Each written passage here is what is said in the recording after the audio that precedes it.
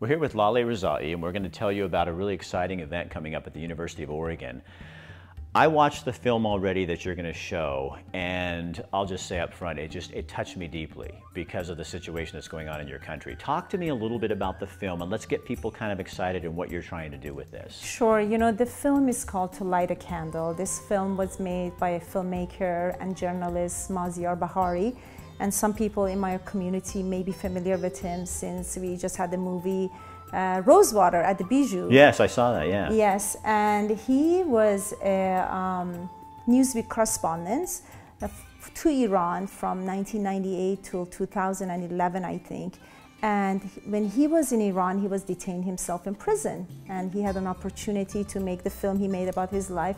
But he came into contact with Baha'is while he was in prison, and he decided when he was free to make a movie about the persecution of Baha'is in Iran. So this movie really tells the story of the Baha'is, the history of persecution, and also the latter part of the movie deals with the formation of this university, the underground university, kind of an informal university that was formed to help the Baha'i students who were denied access to higher education. Because right now in Iran, if you're Baha'i, if you're of the Baha'i faith, you are not allowed to go to university and be educated. Absolutely correct.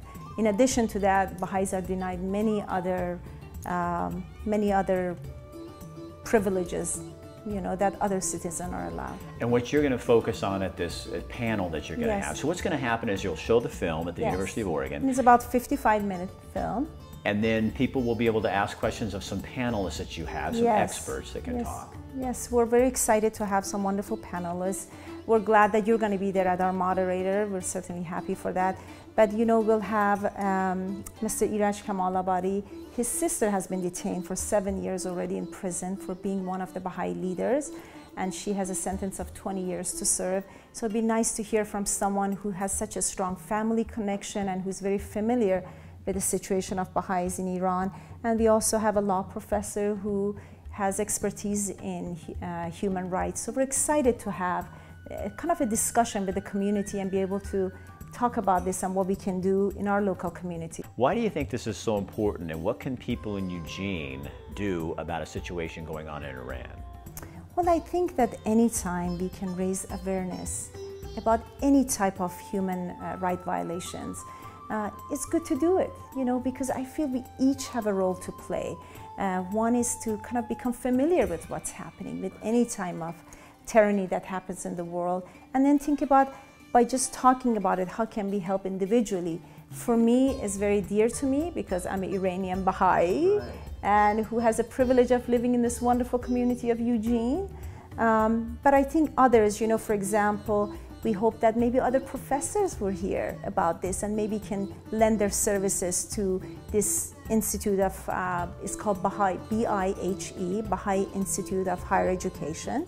And there's also on the website, which will give people the website information, you can go and tell the Iranian government what you think, and it matters, your voice matters. Absolutely, and the website, as you mentioned, is easy for everyone to access it and send a message to the government of Iran. And I think if people don't understand, this isn't about Baha'i, this is about human rights. Absolutely. And if people don't understand your faith, they can also look at, well, what if it was you and you weren't being allowed to be educated simply for what you believe? Yes, that's excellent point. And that's the injustice. That's it. So really the point is to bring awareness, show this film, which is wonderful. I loved it. I watched it twice. But to show this and then get people to just talk about it, get involved, use their voice here in Eugene, where we're good at doing that, but use it for some other people that really need our help. You put it perfectly, absolutely. All right, good. Well, thank you for being here. Well, thank you for having me. I'll see you on February 26th, Lillis Hall. Lillis Hall at 7 p.m. At the University of Oregon. Yes, all right. Perfect. Thank you. Thank you so much. Thank you.